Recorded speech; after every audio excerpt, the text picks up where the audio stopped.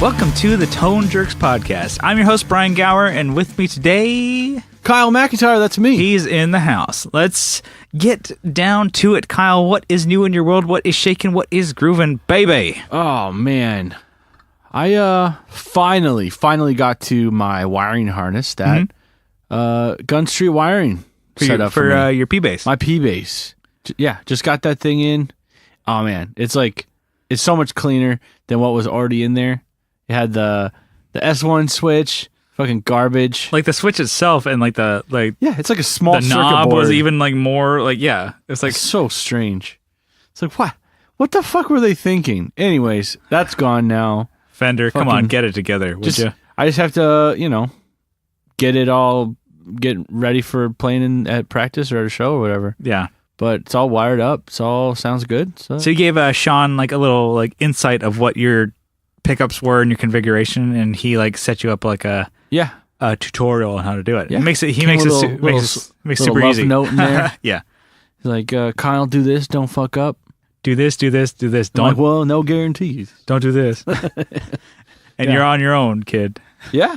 Nice. He's cool. I mean, that's so cool. And it's like, if I ever needed help from the guy, he's like, fucking ring away. He's text message or a Facebook Messenger, whatever. Just slide into his DMs. Dude, I just invite him to a party on Xbox and I can just talk to him. Yeah. I'm like, bro, what's up? I'm fucking up this wiring harness. Stop me. Stop me from jumping. What talk me down off the ledge, off dog. the ledge. What are your Xbox games? What are you guys? Are you guys doing Red Dead or what's next? What are you guys doing? Well, Red Dead's still not set up for multiplayer. Okay, so that's old school. But you don't even care about that anymore. No, it's good. I just haven't played it in a while. I've been more into the multiplayer. It's got too many games out now, I guess. Man, I mean, I'm only playing one right now, and that's Battlefield 5. Talked about it before. They put a new game type. I'm a one-game kind of guy. I'm pretty loyal. Yeah. There's a new game type. It's similar to game type that was at previous ones, but it's called Breakthrough, and it's pretty... To the other side, right? Yeah, you break through on to the other side. Yeah. Mm-hmm. Fuck off. Fuck off with that joke. Jim Morrison, fucking Christ. Are we on shrooms and shit right now? Are we in high school? I wish. I'm on shrooms. Come on, shrooms. Yeah. So it's a game type. Basically, you fight over a certain position, and then once whoever wins it first or pushes that way, almost kind of like football. It's like capture the flag kind of thing. Yeah. So there's a control point. So sometimes there's one, sometimes there's two. I've hung out here while you've played that game. Yeah. There's a flag, and basically you try and hold that area. We'll call it a control point. Yeah. Right. You hold it, and then let's say. I watched you play it. I'm like, cool. And I think I've talked to, he's in the group, Alex. Yeah. Gondola. You talked to him while I've played. I'm like, oh yeah, he's like, I'm like, oh, I'm playing the game. I'm like, oh, do you need to go? I'm like, nah, dude, I can talk about, we talk about anime. He's like, nah, dude, I can talk about that shit while I'm playing this game. He's just like, I can fuck these people up. No problem. He's just like, we're talking. But yeah, he's in the squad that was we're called the A team. You guys or the TTJ team. They don't know it, but we're calling them the TTJ team. Yeah, they don't know it yet. But yeah, all three dudes or four of us, right? But the three other dudes are in the Tone Jerks group. And you pretty much decided to start the Tone Jerks group so you could have an Xbox. Yeah, group. that's the only way it could happen. And then just so you don't seem like nerds. Yeah, we have this other thing. But you need to mask your Xbox group with the Tone Jerks. Got it. Yeah. Okay. I wish I knew the intro to the A Team now. Formed after a breaking out of a high security prison / the Tone Jerks group. So stupid. Anyway, so it's cool. The fool who don't play fucking Xbox. Shut the fuck up. God damn it. So, I've been just headshotting motherfuckers. You're a sniper. Oh man, I love it. It's do you just camp or no? No, I move around. Okay, you're not. There's a control point. It's not like it's not team deathmatch where you're just trying to kill people. You're trying camp, you're a bitch, right? No, not necessarily. You're holding that point. Yeah. You gotta hold it. So you're gonna I like to, figure out an area that I want to sit in, but I'm not gonna sit in one spot and just boom. Wait till somebody comes by. No, I don't. Because it's boring. No, because I'm shooting really far away too. I'm getting these guys like where you fire. Not to brag, but I'm hitting these motherfuckers really far away. I'll show you. I got fucking evidence, dude. I screenshot all my shit. Put it on the Instagram. Yeah. You should love the videos. Yeah, I'll do that. I will do that. People will be like, what the fuck is this? This is Tone Jerks, dude. This is our core. Up the follows. Like, how do we get like 1,000 more follows in like 2 days? All about those headshots, baby. Yeah, man. I love stringing them. It's like sometimes I get like 4 or 5 in a row because like dudes are focusing on a certain part, and I'm like, you get your crosshairs over me. You're like, the actual game makes these noises, right? You like put it right over the guy's head. Boom, headshot. Next guy. You're like, who wants more? Boom, I'm dishing out all day. You want some of this, bitch? Yeah, so it's great. It's good. It's good, clean fun. So you get your gun street. You got your gun games. Yeah. I got a case actually for my Meteora. Yeah. Okay. My Meteora Meteora. Not branded. What is like Meteora Caster or whatever? Partsioria. That's what it was. Like the Partsioria. Sounds like a shitty Linkin Park album. R.I.P. in peace. The whole band didn't die. Anyways, yeah. So I got that. So now it lives in a comfy case, which I've never actually bought a case. I usually buy something that comes with one. Yeah. So that's cool. Or I give you one. Yeah. Hell yeah. That's the best kind. It was like a music or a musician's friend one. It's a cheap case, definitely. You're like, whew, okay. Don't get this wet. Yeah. Don't take this on tour. Yeah. But it's nice. It's good to get so it won't get all jacked up. Oh, it looks like it may rain today. Why don't you pack it in some silica packets? Looks like it may shrivel up. The sun may come out today. I better put that case back inside. Like it was outside. The case is made of construction paper. Man. Other than that, I've been playing around with my GE7 a lot, the modded one. Mm-hmm. Oh my god! Yeah, you're coming back to it. It is so good. It is such a good pedal. You better recognize that the modded GE7 want is some the way to go. respect on that name. You know? Put some respect on it. It acts like a distortion, like an overdrive. Yeah, I guess. But it's like you can get that amp clean, and then you hit it on there and it boosts. And you get that nice warm fuzzy feeling. Get those tones, man. Yeah, so it's a fucking rad pedal. What about you, Brian? What do you got? I got a few things. So similar to you, my Gun Street came in. Oh yeah, I totally forgot about that. Yeah, I think I talked about it that I ordered it. It came in and it is pretty fucking dope. So it came in and it was Sean kind of went like it was like crazy, like the packaging for it. Like I know it's like I should be stoked like with like what came in the case. Obviously, you're more stoked on the cardboard. Like he like packaged it and he like made it personalized to me. And obviously, what the hell did he put it on it? He put anime on it. Like he drew Spike Spiegel from Cowboy Bebop, and then on two of the other sides he drew Ed from Full Metal Alchemist. That's cool. And he wrote me a note in Japanese on my like the harness case. It's like, oh, I honestly don't know what it says. So I had to do Google Translate or something on it. But the packaging was like just like I was like, holy shit, this is like, if you're like ever expecting like I'm not gonna lie to you, like a harness does not sound like a fun thing. No, it's not. It's not like hot diggity damn, I'm ready for these pots and switches. But like I got the thing and I was like fucking stoked. Like, I was like ready to rip the shit open with my goddamn teeth. Like it's Christmas. Yeah, and I was like, I looked at it, I'm like, oh fuck, this is like, it's so cool. He took the fucking time to do it. It's like, it's like if you like people give a shit about something, it makes you excited. And he gave a fucking like almost two shits about it. Yeah, he was stoked. He sent me he's like, promise not to show this to Brian. I'm like, sure. I'm like, I don't even know what he's okay, sure, whatever. I don't even know what I'm looking at here. Yeah, and then he sends me the box that he drew all. I'm like, shit. I'm like, damn it. I want to show this to Brian, but I'm like, nah, I'll let him suffer. I'll just and wait then till I I told get Brian. I'm like, yeah, Sean showed me a picture of what he's working on. Just to like dangle it in front of me. Like, what? He showed me. What do you think about that? Yeah. But no, it was really cool. So now to get what he actually sent me, not just the box.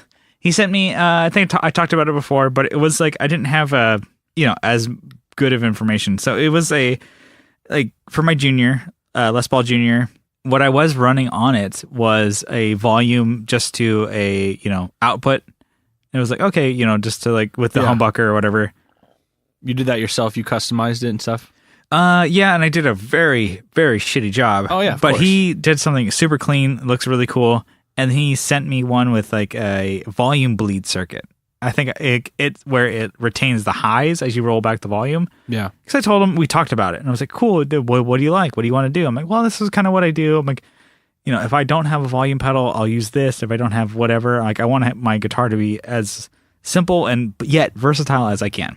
And he's like, okay, cool, I can make that work, whatever. And I told him what type of pickups I had and humbuckers, this is my setup, blah, blah, blah. And he's like, cool, boom, whipped it up, sent it to me. So I had the volume with the volume bleed, and I also had an on and off switch. Nice. It's a little toggle. Flip it down to turn on, flip it up to turn it off. And you're not using that for like momentary or anything? No, I'm not going to do like, I'm not going to do it like, I think you had talked about like, why don't you get an arcade button to do the stutters and stuff like that? I'm like, I don't really ever want that. I don't think I'll use those that. are sacred.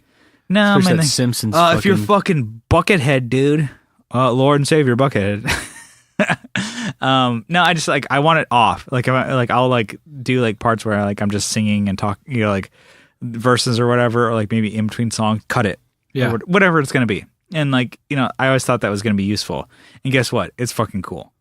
But what is even cooler than I thought it was going to be was actually like that volume bleed circuit that he put in. Yeah. I think you and I both thought of like, well, it's just mainly going to be like kind of kitschy and fun for the, and cleaned up and look better for, the volume and the on off switch. But the volume knob is so usable. It's like, I was blown away. Like yesterday, I was like, oh, we hooked it up yesterday. I was like, holy fucking shit. Like I watched you do it. Yeah. There you go. And you hooked it up for me, and we like ran through. I'm like, whoa, this is completely usable. Like the whole sweep of the volume. I'm like, I've never had that before. I'm like, maybe because I didn't have a capacitor, or I hooked it up shitty or whatever. And I'm like, the whole thing is like, usually with punk rock music, it's just like you're blowing, you're going. You crank it all up, you go. And like that's you get a loud amp and you go. Yeah, definitely. Like I feel like my guitar is like opened up more, and like everybody knows that my junior is one of the top dogs of the scene. You put mine next to fucking Billy Joe Armstrong's and Johnny, Yeah, I'll chime him, baby. Yeah. And like Johnny Two Bags over there at Social D. It's like it's right up there. Johnny Ray's in that band? No. Almost as cool, but not nearly. Johnny Two Bags from Social D. He's got his junior. I'm like, mine is like probably gold medal. Theirs is like silver and bronze. We couldn't have had an episode without mentioning Johnny Ray. There you go. They fight it out. Like my junior is probably, I'd say, one of the coolest ones. One of my favorites. And I'm like, it made it even better. I was like, holy shit. Yeah. It was cool. So, and this is not like a paid thing. I'm like, I paid for my Guntree harness. This is me saying, I'm like, I love the shit out of it. Sean, you're killing it. Like people, if you really like, want to support Gun Street, like he's actually doing really cool shit. Pay him money. I paid him my money, and I got what I wanted and more. So, anyways, kissing Sean's ass aside, big deal for me. Back in October, I talked about like bringing both my amps in for repair. Yeah, I had a rock reverb, which was giving me like some shitty like stutters and stuff like that after I had gotten it a couple tubes repaired. And then my 8030 took a beer bath. Got those back, finally. Splish bash, it was taking a bath. So beer battered. Be a battered bat. Beer battered amp. That's what it was. Anyway, so I got those back from Top Gear in San Diego, and he's like cleaned it up. He's like, oh yeah, shorted it out a little bit of part. Changed the tube. It was pretty good, like most of it for the most part. And so it's good. It's working out really well. And I've been ampless since like early October. I'm like, I got those back. I'm like, oh man, I feel like a part of society again because I have amps. You're like a contributing member. Yeah. I was so stoked the 8030's back, and I was so stoked that I got it going and played it, and I brought it to the Tone Jerks Lounge, and I swapped it for my 8015. It's funny, like you could have taken the 15 at any point. Yeah, but then you wouldn't have played. Oh, thanks, Brian. I didn't anyways. Yeah, I just looked at it and cleaned off the dust only when you came and picked it up. But yeah, so I brought my 8030 here. So I didn't realize because it's been maybe like a couple months since I had it. I'm like, that's a big fucking amp. Yeah. And I was like, I had to move shit around to get it in there. Since I had I mentioned I had gotten Kyle's old desk here to my house and recording set up, I want to make it I want to make it more of a permanent fixture. I was like, oh, I ran out of space in my room. I was like, ooh, that 8030 takes up space real quick.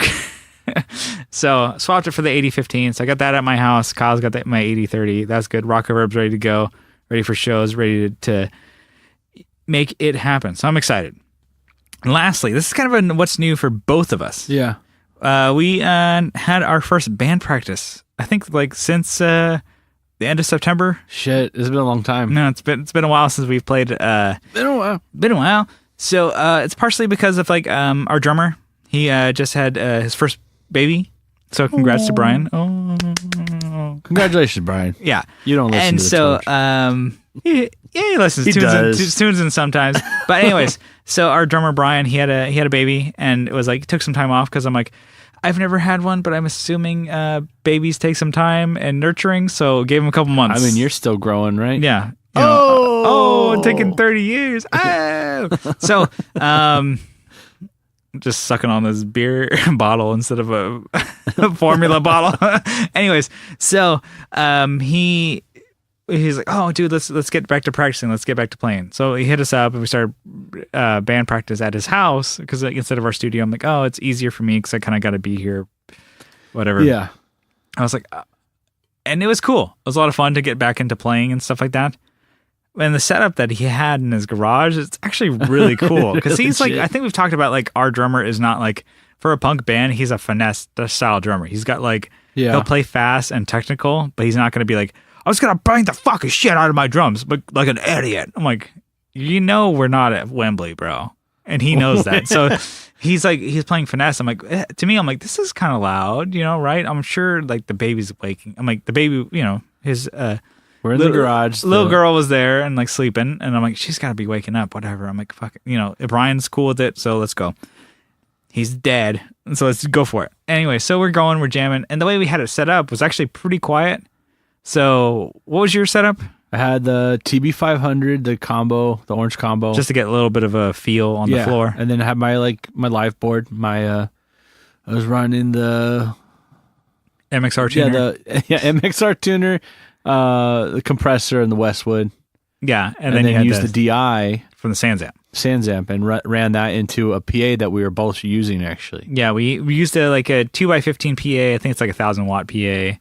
And it was we ran the bass into that, and Kyle kind of got the TB500 for the feel. He did the parallel output just to get a kind of feel of on the floor a little bit.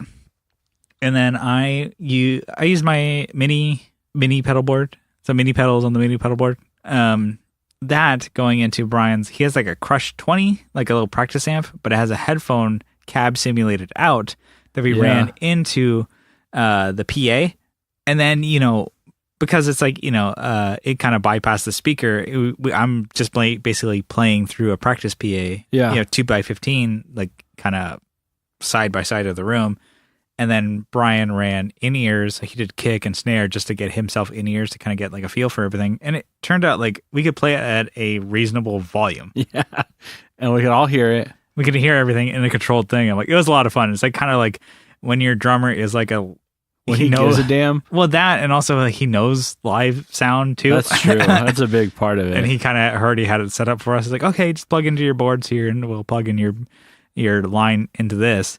And it was a lot of fun. I'm like, man, this is cool. Like a good garage setup, and like no neighbors were bugging us because like we were playing, and he's got it like a little bit dialed in with his like soundproofing and stuff like that around the drums.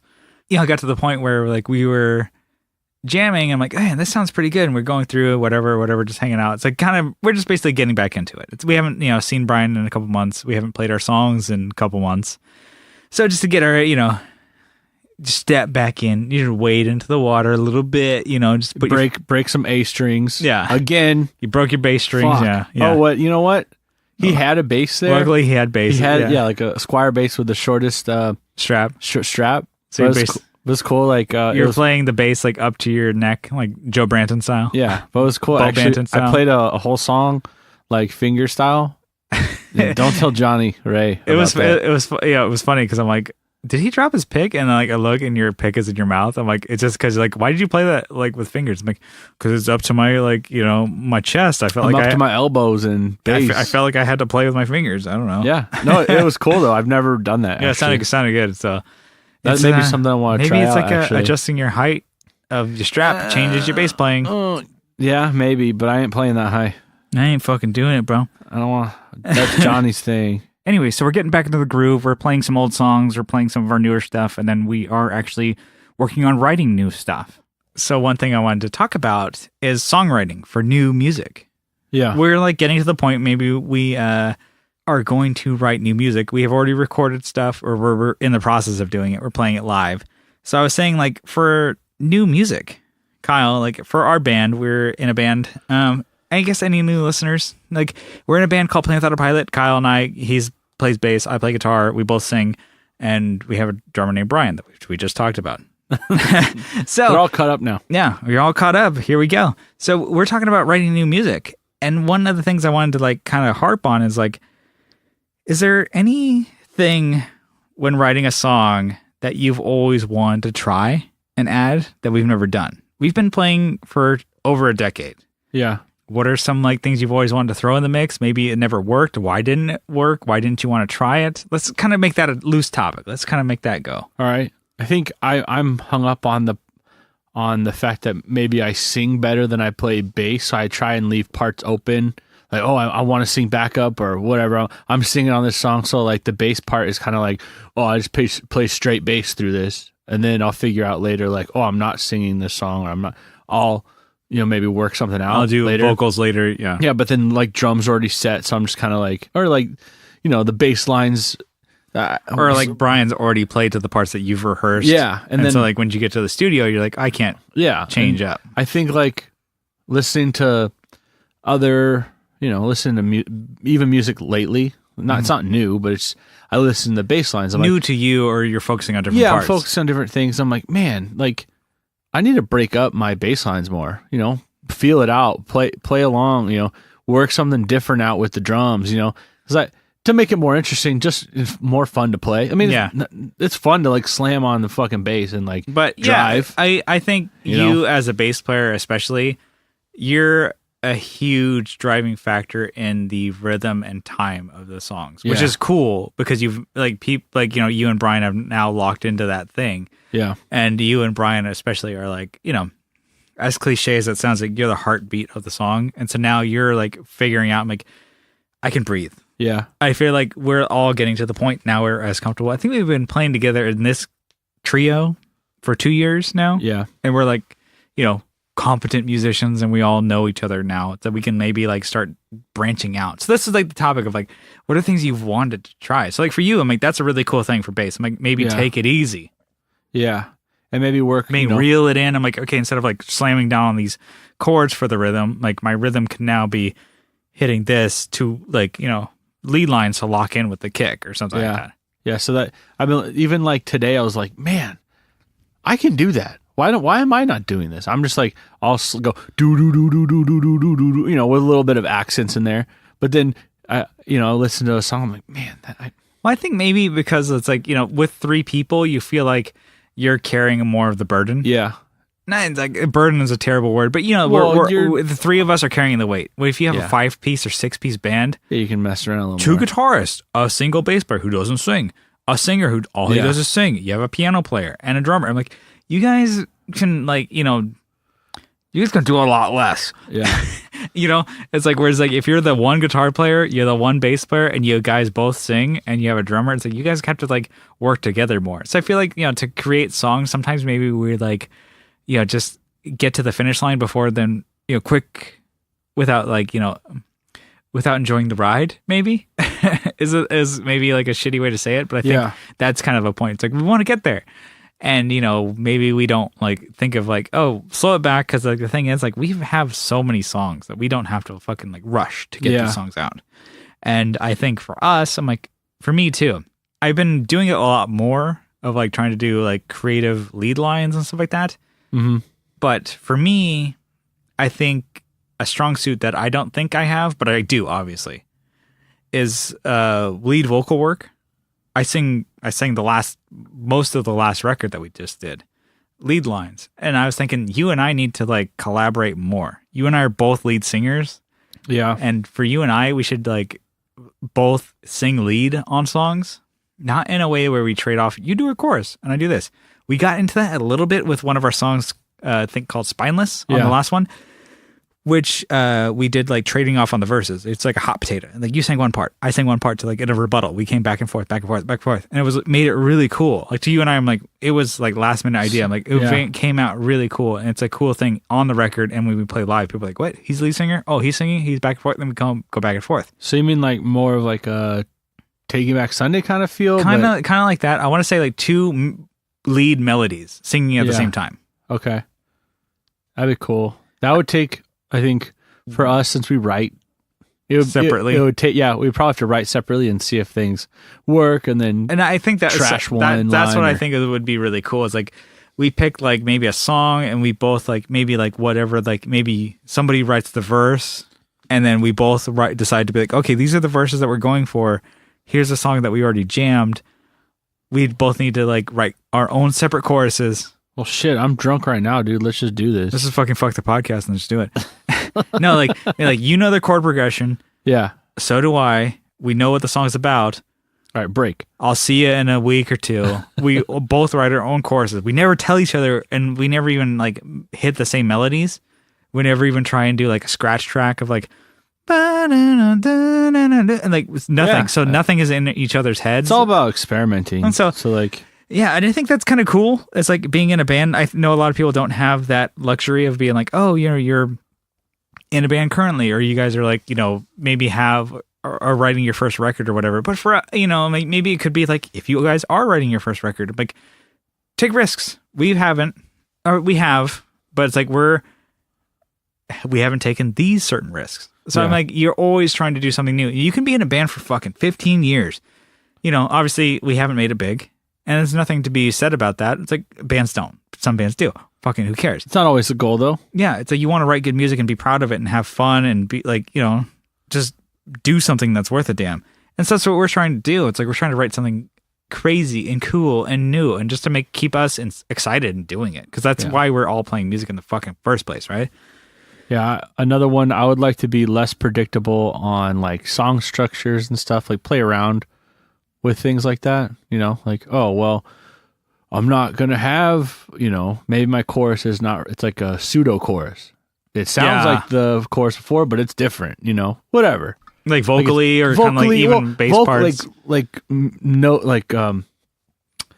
Melody wise, it's the same thing. Yeah. But it's kind of like a verse where it's, you know, switching up like things, building it up and stuff like that. You'll make it more interesting. I feel like sometimes you're like, oh, well, copy and paste. And I feel like, yeah, especially like within the last year, you and I are playing a lot more music and listening to a lot, like a variety of ranges, than we ever have. We're not linking. We have like our Venn diagram of bands that we like. Yeah. And it's like the outside that, like, you know, of bands that you and I both like is completely different. And then, you know, I hate to say it, like, I didn't include Brian, but him too. It's like his is just getting better and bigger. Yeah. And it's like he's like doing more like hip hop projects. He's working like doing more like playing metal with his stuff. Wife. He's doing like he's playing with his wife. He's doing like more metal side projects. It's like we're all expanding more and more. And the thing is, like, the more that we bring those influences together, it's just gonna be like, whoa, I have this idea. We have this one. You know, da da da. It's kind of cool. It's like we have this one song that we were writing that's like super basic. It's maybe like a 3-chord progression song, and we're like, E A B. throw those together, whatever. Like super simple, right? Yeah. And I was like, to me, I'm like, we're doing something so different than we've ever done before because we're trying to pull ourselves back. Like we're so used to doing like halftime, like boom, coming on and boom, boom, boom, and like open, crazy chords. I'm like, oh, let's play E a different way. Let's do this. Let's do bass is the lead line on this part, and guitar is doing like holding down, yeah, and drums are like keeping it simple, like, but they're also like changing the way the structure goes because maybe the chords are going the same way, but now the drum pattern changes and now it feels like a totally different part, even though the bass and guitar are doing the same thing. So we're changing the lid over here, folks. Yeah. But I think like another thing that I had is like using like effects to write your riffs or parts. Yeah, that's like what's kind of scary. It's like it's like obviously because like what if you don't have that exact effect or whatever? What if it goes out? Then you don't play that song. Yeah. But I was just jamming on like a riff that I had back on like one of the first riffs I ever wrote when I was a kid. It was like very pop punky type thing of like maybe like that kind of like that kind of riff. And I was like, oh, but I started like playing those notes again, but slower and using delay to make my thing with flanger and reverb. I'm like, it sounds like, wow, that sounds like it sounds like Angels and Airwaves or something. And I was like, cool. I'm like, what if I actually wrote a part like that? And then like, we played it in the band and used those or like, and the thing is, if I showed up to a gig and I didn't have my pedal board or didn't have like the certain effect, we just don't play it. But we still like, don't let that be a hindrance. Yeah. I think I've always thought of like, if you use effects to write your parts, something could happen. Yeah. You'll never use it. It's not that big of a deal. The thing is, because if I played those like without delay or without the certain effect, like if it wasn't a 300 millisecond analog delay with a certain like decay, would not work. Yeah. And then so I'm like, if I don't have it, can't play it. Guess I'll just die. Yeah, just stop playing it. And the thing is, like, we also do like to let shit flow like naturally with songwriting. Like, but at the same time, like challenging yourself isn't like a bad thing. So if you keep with the same course, never change, you're just gonna be like churning out the same old bullshit. Yeah.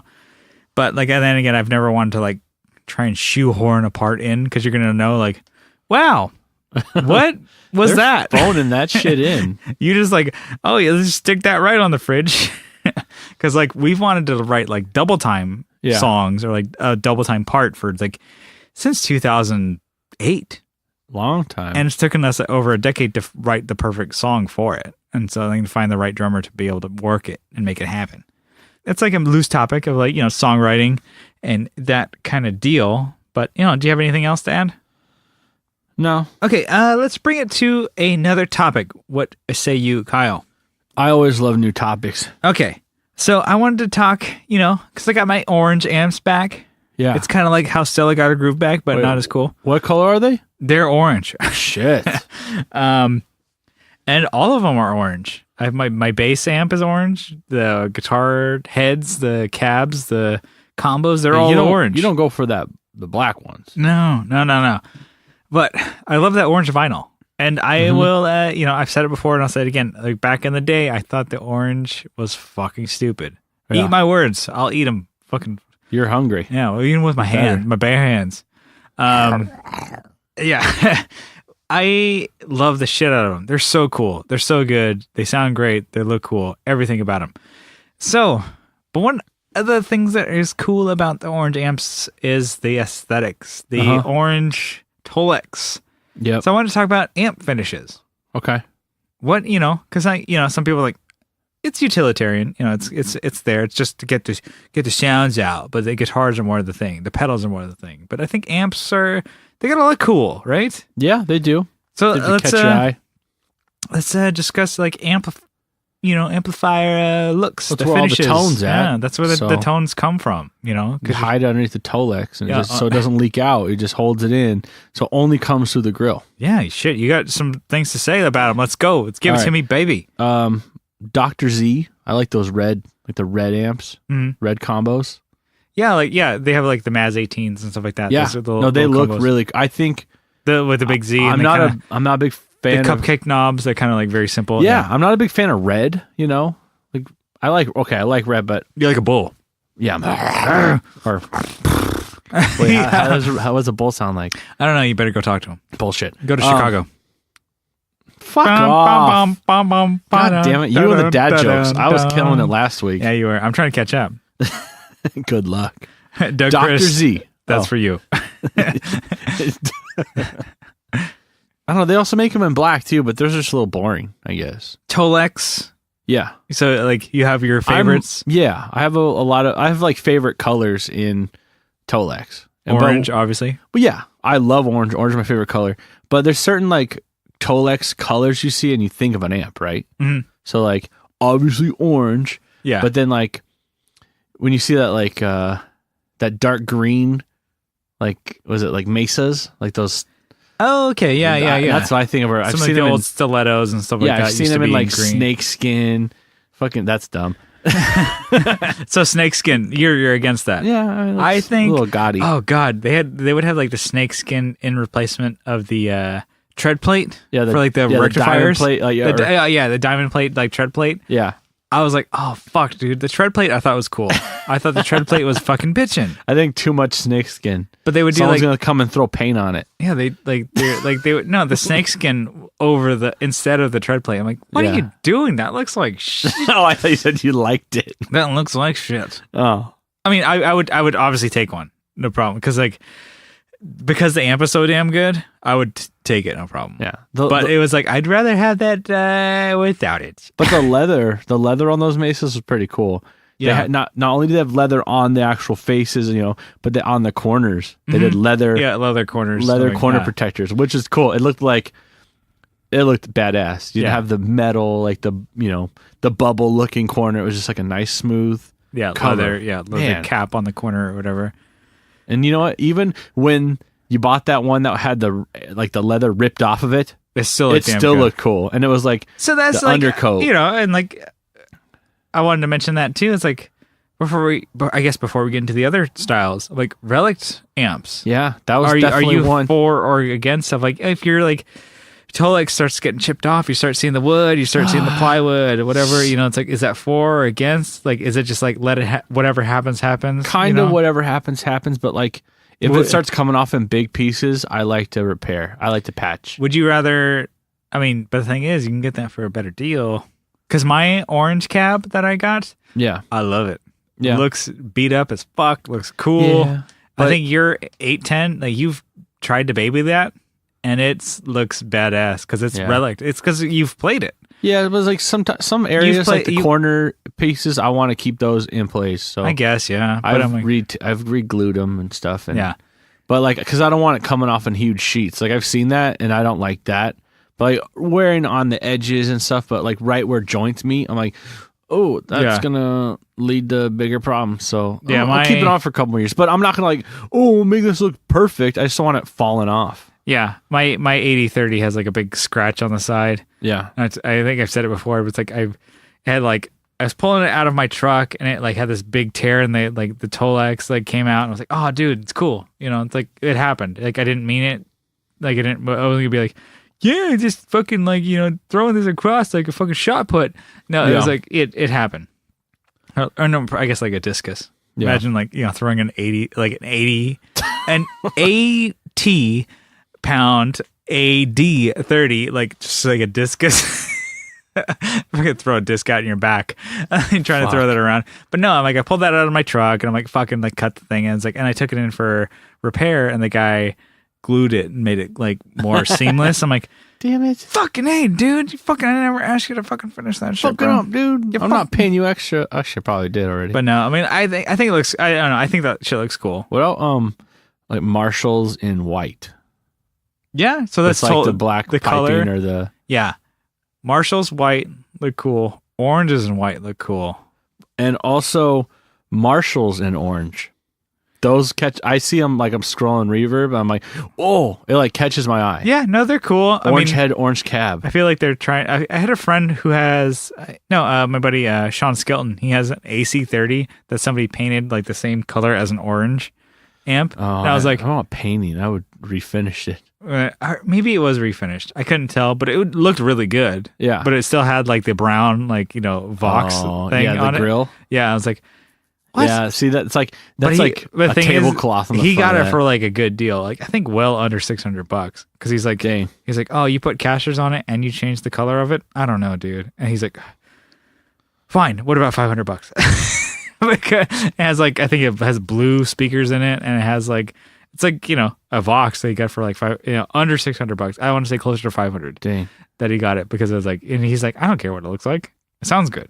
Have you seen like Paisley Tolex? Yeah, you know, fucking Fenders do that a lot. Oh my Fenders God. do that. I think they would do like their Blues Juniors, those bluesy juniors. Oof, those are a tough sell for me. The lacquered ones, right? They look like garbage. Look- They look like a wallet to me. Like a worn out wallet Like a shitty old wallet from you the get fucking like 70s. Like Yeah. it looks like a bolo tie. That's what it comes with, I think. It's wrapped around the handle. It comes with a shitty bolo tie. There Yeah, you go, like motherfucker. with a turquoise stone in the middle and silver. Yeah. Not that I used to own one or anything. Not like I have a bunch, but what about tweed? Do you like that tweed? Tweed's style? cool. Like those like tweed lacquer I deals. think, yeah, when the tweed's worn out, it looks cool. I think, Mhm.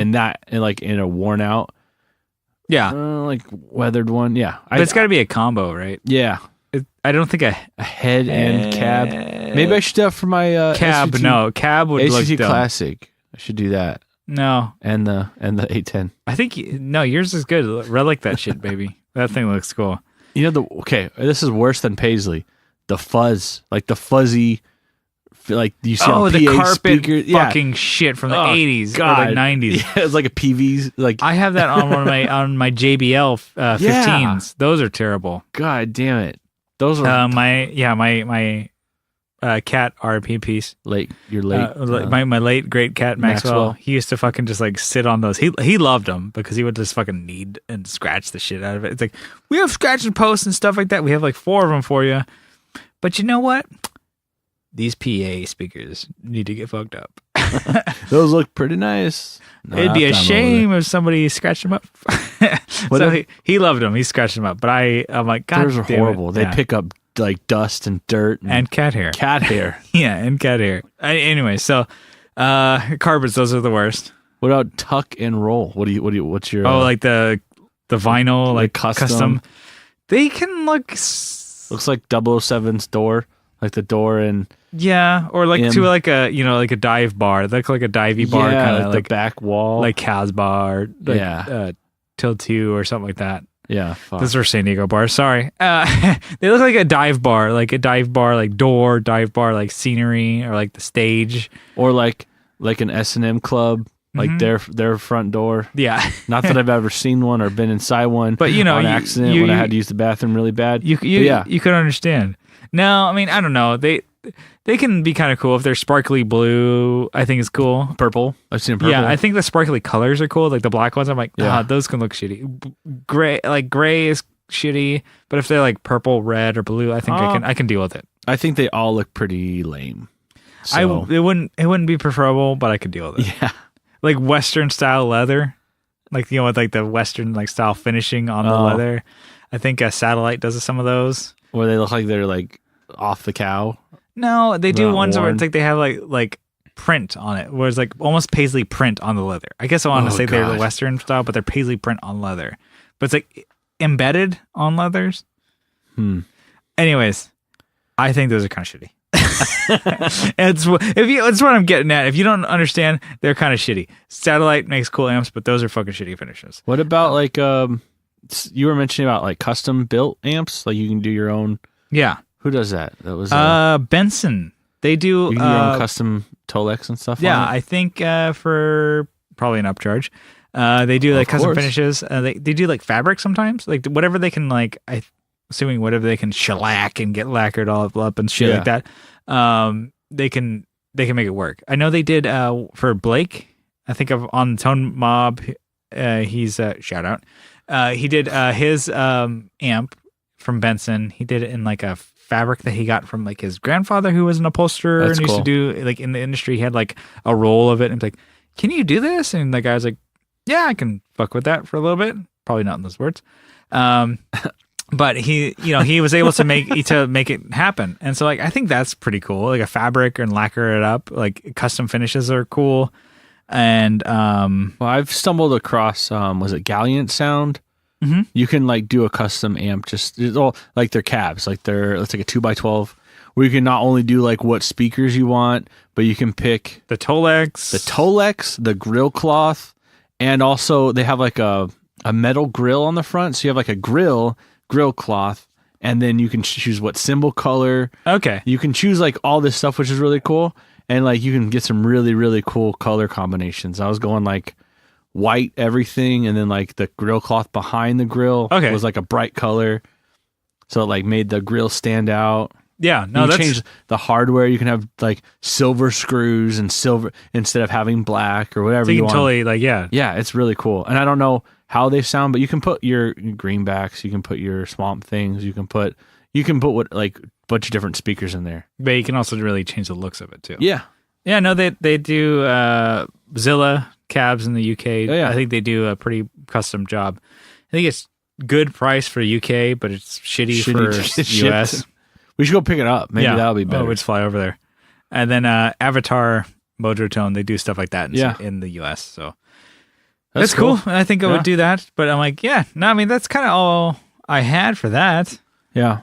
So Kyle and I decided to do another quick fire round of questions. We wanted to throw different topics and stuff like that to the Facebook group and to the Instagram. See what you guys wanted to hear from us. And like, I think last time we did it was a couple months ago. It was a lot of fun. So I think we're going to do it again. Kyle, are you ready? Hit me. Okay. So this is from Zachary Saucier. He says, what's your favorite type of effect? Go. Probably reverb. Yeah. Yeah. Do you have a favorite pedal or favorite? I keep going back spring, to I guess, or you could bring it broad. You can make it effect or whatever. I think that FRV1 is pretty sick. It's still pretty damn good, so good, right? I have the MXR reverb, which is a good pedal, and it does a really good job of like doing really crazy ones and then keeping the simple ones on lock. But can I use that? Can I use that term? On lockdown? Lockdown. Whatever. Anyways, it's fucking dumb. Yeah, I'd probably have to say reverb. Lockdown. Okay. And spring reverb type. Yeah. Yeah, spring reverb, simple reverb. But I like crazy ones too. Don't get me wrong. Don't Don't get it twisted. I fuck with the other ones, but yeah. I like the simple spring. I'm going to say delay. Analog delay is like I can add that. I'm like add that in front of a distorted amp.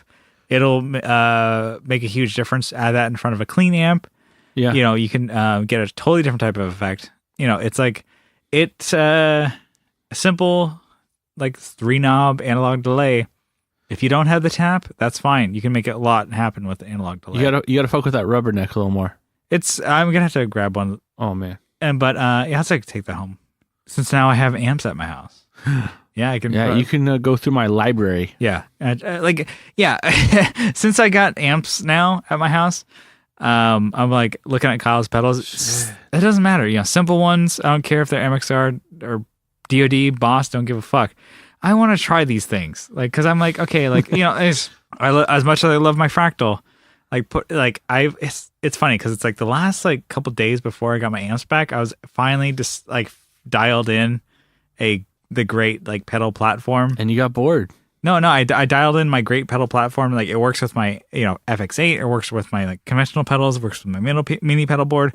It sounds great with all of them. I can like, this is a pedal platform like amp, scene preset or whatever. I got that ready, and then I got the call. I'm like, your amp's ready. I'm like, hot diggity damn! Thank God I fucked with my Fractal this whole time of the input processing and like.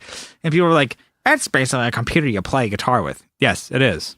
You have to fuck with it. You have to get a good sound, and you have to take time with it. Like that's what Fractals are. You have to like fuck with them. Anyways, now that I have an amp that you can just twiddle like 4 knobs, I want to borrow more of your pedals. Yeah. Now, he's got a few of them. Zachary Ryan Saucier. What? He keeps going? Favorite pizza topping? Just one. Pick it. Go. Jalapeno? I'm going to go onion. Red onion. Boom. Thanks for specifying. We want to know if it was a sweet onion. Yeah, that would be tight too. Grilled onion would be tight too. Fuck yeah. Fuck. You know, actually, onion. Sauteed I'd throw that back. Onions. Onions would be great. All of them. Favorite beer? Probably High Life because it's the one in my hand right now. Man, there's so many out there, but I'll have to settle on a Mickey's. Mickey's Ice or Mickey's? Just Mickey's. Ice is like when you really want to celebrate. And I'm not gonna lie, he had this one last one. So I am so out of the loop. I had to look up what this is. A/S/L. Age, 30, sex, location. Sex, anytime, location, the Jerk Lounge. Age, 18 plus, sex, yes please. Or sex, I got it covered. Location, front or back. Here we go. This is from, that's so stupid. I got no sympathy laughs from that one. All right. I tried though. Here's Hello Sailor Effects. Says best and worst gear purchases. Man, I'm like rolling through the Rolodex this year. I mean, best would have to be my classic and the bass. That was one purchase. Yeah. Worst? Probably that Prime Distortion. So it was recent. Recent. Yeah. We'll see. We'll see. I'm gonna say best. You made a lot, so I do. 80-30. That combo is so damn good. And you're leaving it at my house. Yep. I'm like, Kyle, I'm trusting you with that. Like, I mean, I say handle the 80-15. I think I can handle. I say that now because I'm like, that's my favorite amp now. But I have had my favorite amps. I've had my share. I loved my twin reverb. I loved my I loved my rectifier. But I'm like, right now I'm in the orange camp, and I'm gonna stake my flag in the 80-30 is my favorite purchase as of right now. Worst. I'm probably going to say Electro-Harmonix Big Muff.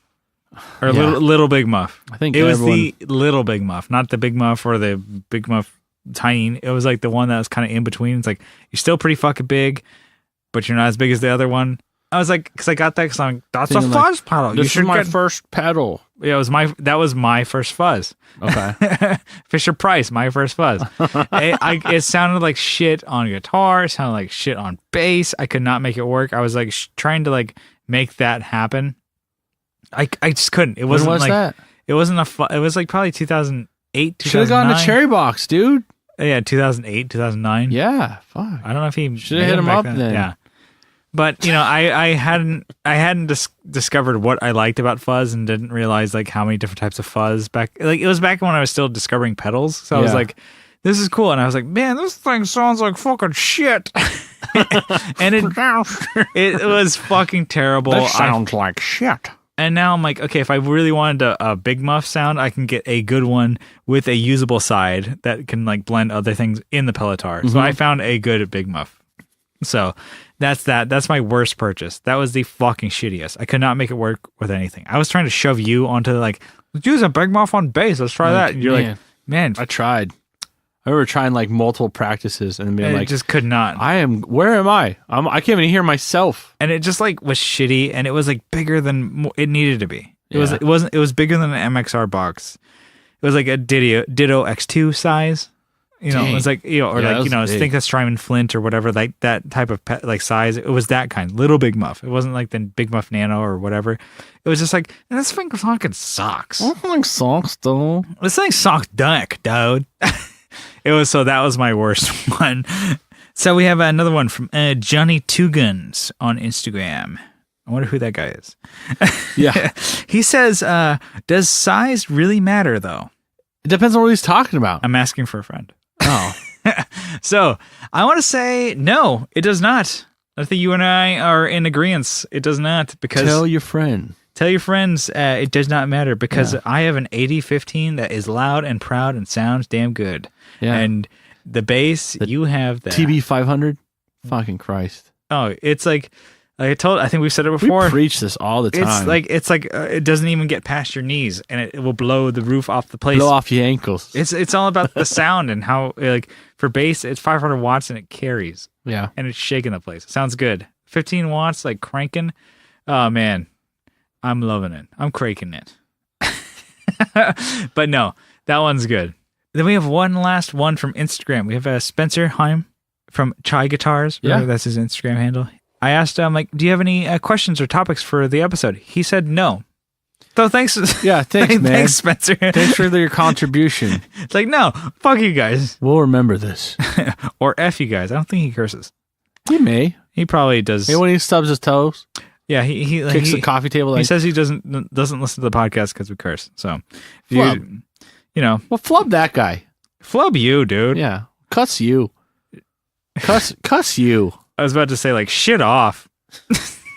I'm like, That's oh, like the best that's thing like you come with. that's like, I couldn't think of another like non-cuss word. So I did a call out on the page too. Let's see. Let's just go down the list here. So Tim Cornfield, he says, what topics should we talk about? 60 Cycle Hum. We do it all the time. Yeah, but they're not cool. on the podcast. Yeah, I mean, whatever. I mean, Cool you for should, them. You should fucking, like, you know, hang out. Yeah. Come to the Tone Jerks Lounge. We have like a fucking like Miller genuine draft sign. So Yeah. Do they have that? Maybe. They probably do. they probably do. They Yeah. have a bunch. They're lit. Yeah, It's lit there. I mean, that thing's lit too, and me too. Like So neon lit. lit AF, dude. But no, so that's that. Yeah, they're cool. They're doing an episode today too. So will they talk about us? Probably not. Probably not. Let's see. Will Dennison says, how much modding is too much modding? We actually kind of want to get into that in further. So Thank you. We will save that. we actually are going to save that. So sorry, dude. Shout out. Thank you so much for That's your a good contribution. question. It's a good question, though. So we're going to steamroll over that one. Andrew Walsh says, does Brian do the YouTubes with his hair, you know, wet under a different persona? I don't fucking get that. My hair doesn't look like that one dude. Yeah, it does. You guys are like, No, oh. that dude looks like you, but if he was you Whiter. with wet hair in the thumbnail, okay, grow up. Okay, you're like, oh, I'm me. No one can be me. Okay, I don't care what your parents told I'm you, unique, dude. and like what participation trophy you got when you were a kid, but like, you know, not everyone could be you. Scale it back. Should we start doing YouTube demos? Probably not. I mean, It's such a saturated market that I'm like, I don't know. yeah, I don't think we're those type of guys. I think our personality really we have faces for radio. Really shows when we just start fucking podcasts. yelling at each other and just fucking like, Yeah, under There's- camera. like, what's your take on this pedal? It fucking sucks dick. What's your take on this pedal? It fucking rules. Those are the same pedals. Yeah, right. 3 months to change a man. All right, Steven Conradi says, is rock music dead or is it just underground? I don't think just because it's not on the radio doesn't mean it's dead. No, I think because of, like, you guys are listening to this podcast, it's because you know, went to seek it out. The way marketing and stuff like that is, like, people, you know, not marketing, that sounds shitty, but like, people are going to find what they want to nowadays. They seek it out, and you guys are seeking out like a guitar or anime podcast or whatever, like whatever this is, and you guys are listening to it. Like, Don't label us. I mean, come on. Yeah.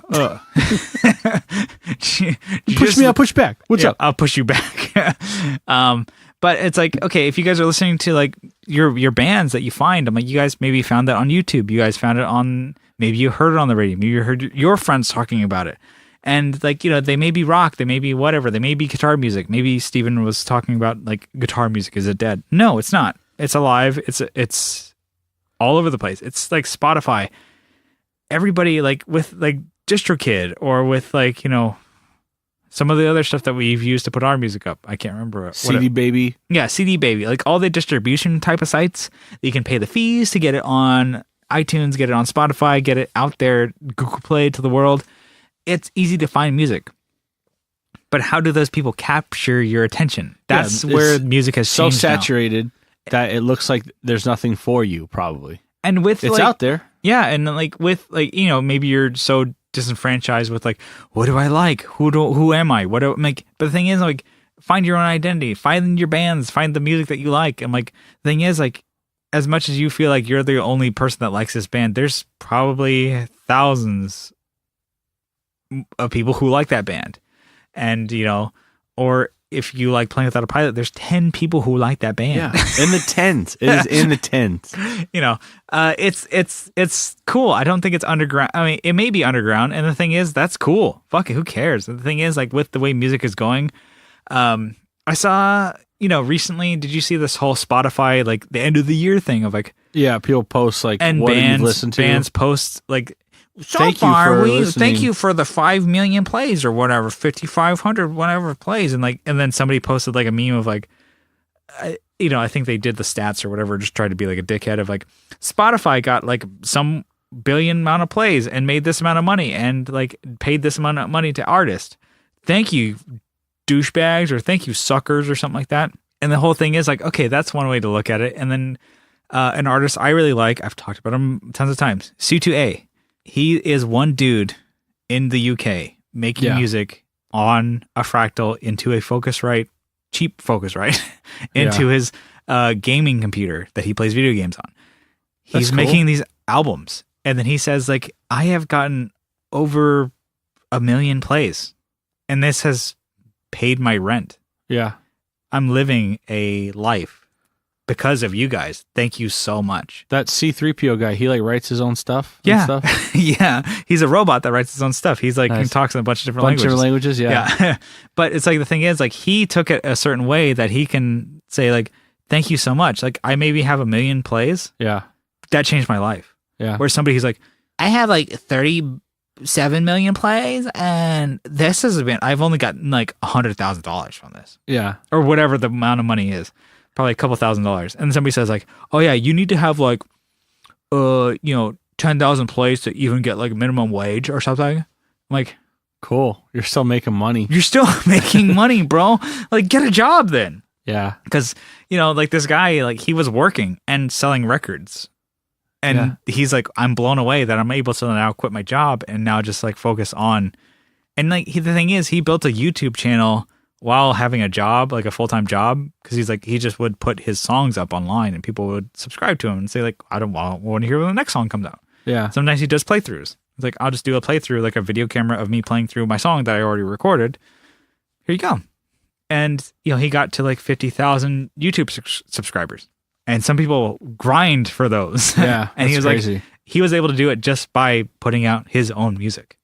So it's cool. I think it's not underground. If it is, then so be it. It's nothing wrong with that. Underground should not be a bad thing. You should take the music back and take the music that you love and run with it. So, I don't know. That's one of my take on it. It's like, fucking own it. If your music that you love it. Love the shit out of it. I don't fucking care what it is. And no, if you're the one of the 5 people that listen to it, love it. This is your music. you don't like have to have, a huge crowd for you to love it. Yeah, you don't have to have your friends like it. If you do, if that's the way it is, you're loving it for the wrong reasons. And even if you do, it's like you're loving it to have a good time, and that's still a good reason, in my opinion. Yeah. But all right, so let's see. We're scrolling past, we have Brett Alexander. We've already talked about him. We know he's the NAMM party dude. He's he likes pizza, he likes beer, and he likes good memes. So I like the cut of his jib. Now this one is a pretty good one. So Sean Fahey, he says like, how to budget yourself to buy the gear that you want. Man, if you're buying budget gear, you don't have to budget for it.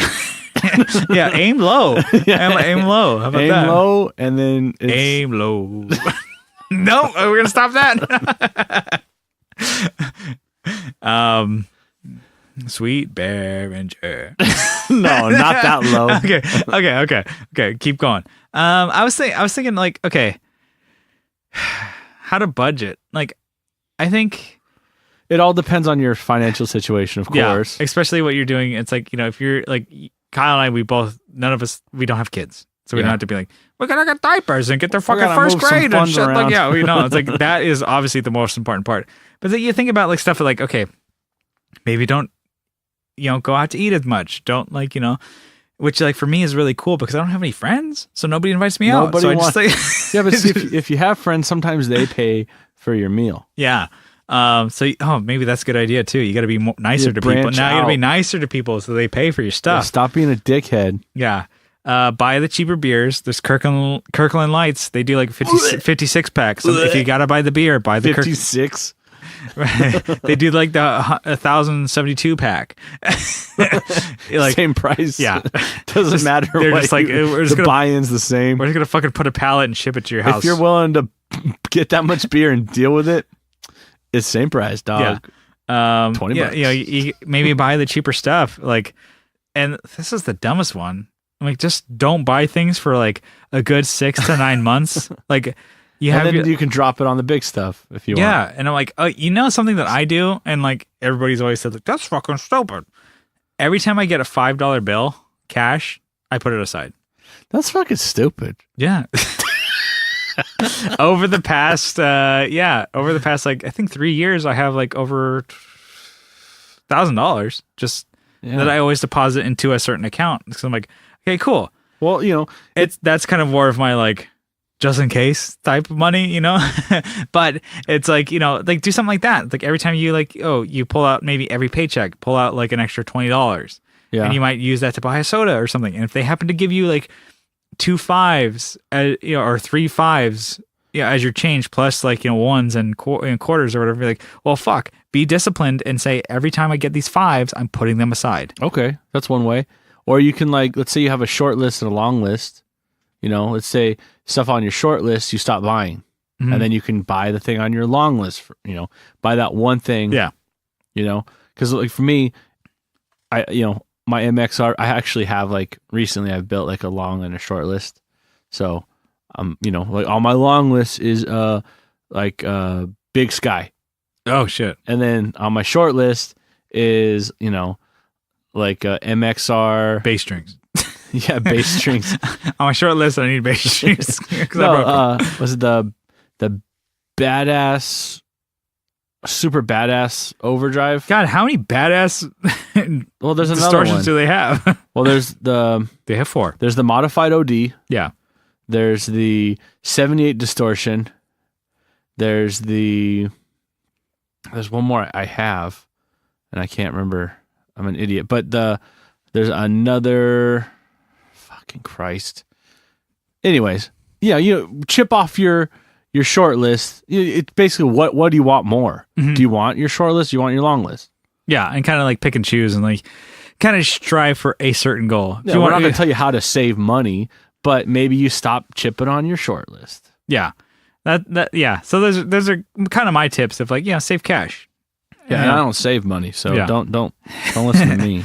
Okay. Sean, thank you for that one. Now, Nick View. He says, is a PBR with hot sauce, is it an actual drink or is it just some bullshit that someone made up? Expound on that, and when does some bullshit become a legit thing? What they call that, a Bloody Gary? I don't know. I've never fucking heard of that shit. I've never heard of it either. I don't know. I mean, That's what we're calling it, though. A Bloody Because Gary. a Gary, or it sounds like a dude who drinks PBR. Hey, bro, I just can I get a hot shot? Hot shot. Can I get sriracha or Tabasco or whatever bullshit you have? Can I get by some the Tabasco in a shot glass, please? Yeah. You know what? I was thinking about that. Can you get the fuck out? I don't think I've ever heard of that. I've heard of different picklebacks and cokebacks of you take a shot and you can get a little sip Pickle of juice or whatever? pickle juice, whatever, or maybe that's something. But I'm no, just drink a PBR. Put it in a brown bag if you have to, but no, PBR tall can, or baby. I picture I can understand having a PBR with your chicken wings, with your but you can't just not pour them together. Yeah, We should try that though. yeah. I mean, If we really want to puke it all up, I think we might try that for the next episode. So Nick, we will try that and we'll come back to you. maybe if it's good or not. Hold on, well, maybe. Kyle, Okay, don't be get your hopes a up. fucking pussy. Don't So be we a have prude, Kyle. yeah. So next one we have Jason Fuzzmonger says, what 2 or more foods do you want to mix together? Be it in a blend or wrapping something in something else or stuffing something in with something else, etc. Extra points if they are junk food and or fast food. I would say maybe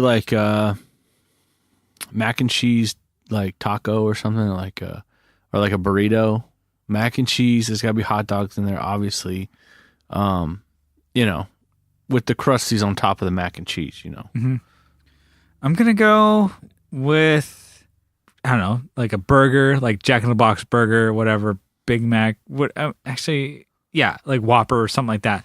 But you fucking put curly fries in there. Yeah. With fucking fucking like chicken tenders in there. Yep. Boom. Done. Smash that bitch down. You got to have a burger in there, though, too. That's what I'm saying. You take the burger, you just open Okay. All right. You I have see the what you're burger, saying. you buy the burger, all these things are separate. Yeah. Chicken strips.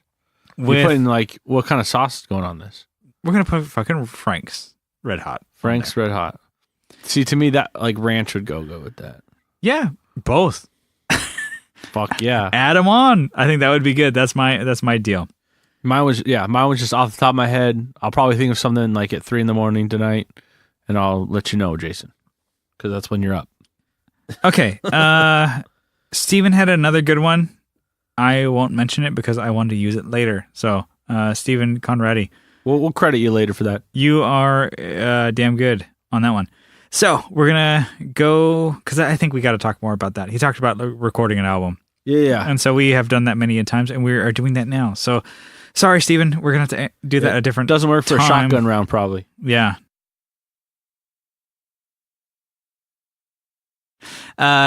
Nick View says, talk about Kraft mac and cheese and why it is far superior both in taste and texture to the actual from scratch homemade mac and cheese my wife makes me eat. I'm fairly sure this is true everywhere, but no one who cooks it can handle to hear it. It's probably because of the salt. I think the sodium content in your Kraft mac is like way higher than like your standard. No, I like it's the powder. On the powder. We'll go with him that there's some other like homemade mac and cheese that's not as good, but the way my mom makes them is the best. Like it makes it like a casserole, like a creme brulee torch too, right? It's like a casserole type deal. She like cooks it like the mac, like the cheese separate with the noodles and everything. And she puts it all together, and she like puts like chunks of cheese in there, and then she bakes it. That is good. Oh fuck, I'm getting stoked. You get it, and it's like a cake of mac and cheese. That is better. So I will say, Nick, Kraft mac and cheese is damn good. I will not ever only throw hot dogs in there. Oh yeah, a little bit of ketchup. That's the one time I think ketchup is good. Ketchup, but ketchup. You were fucked in the head. I think ketchup is okay with that, but I think better siracha with hot dogs and Kraft mac and cheese. Okay, I got you.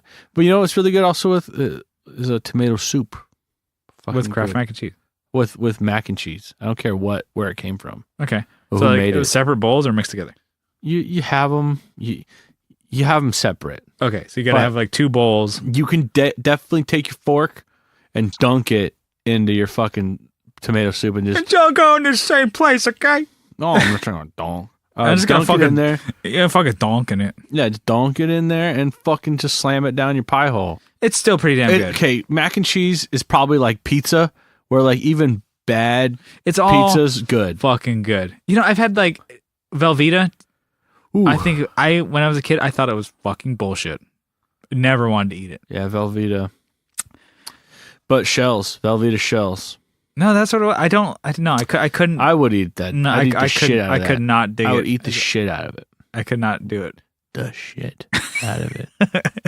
So I think we come to an impasse here. Kyle and I are split. He's like mac and cheese. I'm like, no, my mom's mac and cheese. That fake ass like cheese still is good. And the Europeans think we're fucking crazy. Like, that's not cheese. Like, yeah, it is. If it's yellow, it's fucking cheese. All right. So we got one more here. So it's from Romjorn. He says, when am I going to be allowed to fly to San Diego to see Playing Without a Pilot and then be on the Tone Jerks podcast? As soon as you're off the no-fly list. Yeah. As soon as you get clearance. As soon as you get clearance, Clarence, you're ready to go. Roger. Surely. Yeah, dude, whenever. Yeah. First, we have to have a show, and then, yeah, dude. Yeah. It has to line up. Yeah. We'll get you in, dude. So, Romjorn, you're always welcome, baby. Anybody's always welcome. We love you. But I think that's it for the questions. That was good. All right. I think we are done here. Kyle, let's get out of here. My butt's hurting. I've been sitting too long. Just talking out my ass too much. My ass hurts. All right. So before we get out of here, I just want to say thank you so much for tuning into the Tone Jerks podcast. Thank you so much. We love you. You guys, you make it possible. Yeah. No, I mean, just for listening to the show. And it's honestly, we have been seeing that more people are tuning in. I am surprised that you guys like it and we love it. So thank you again. And if you guys want to join in on the fun, you guys can follow us along on Instagram at the Tone Jerks. We are posting cool shit on the reg. And if you guys want to join in on the Facebook group, you guys can do so. Just search the Tone Jerks, join the group. You can like the page if you want, but join the group. We're talking shit daily. But if you guys really like what you hear, you guys can help support us on Patreon for as little as $1 a month. But if you guys double down for $2 a month, you guys can get an extra episode every week. And if you guys give us $5 a month, we might send you a shirt or something like that. Some cool stuff. Discounts cool on swag, merch, stuff like that. So, but $2, you got an extra episode. $2, bro. $2, though. And, just for supporting us, we wanted to give all our Patreon patrons a shout out. So we got a listy list going on. Kyle is going to read it to me, baby. Yes, we have. Give it to me. Paul, Abe, Newman, Michael, Newman, Andrew, Walsh, Will, Lehue, Bruce, Banana, Doug, Chris, Doug King, Doug Gann, Jamie Davis. This is your good voiceover voice. Oh, I can get real deep on this one. Steven was saying how Jason Fuzzmonger, Adam Rohr, Jim Bowers, Johnny Ray. Jesus. Correct. I should put music behind it. Joseph, like the dating game. Yeah. Joseph from Like My Pedals. He likes Leon. long walks on the beach, and he likes. Well, this guy likes. They should do This next character likes making clon pedals that are actually fuzzes. This is Leon from Pelican Noise Works. We have Digger from Fatfoot Effects, Sean Arbo, Gun Street Wiring, Steve Mike, Kevin Equits from Equits Guitars, Sean Fahey, and we have Brett Alexander. There you go. Read them and weep. I'm crying right now. Yeah, I'm weeping. We're out of here. All right, weeping. see ya. We're sleeping. We love you. Bye. That was shitty.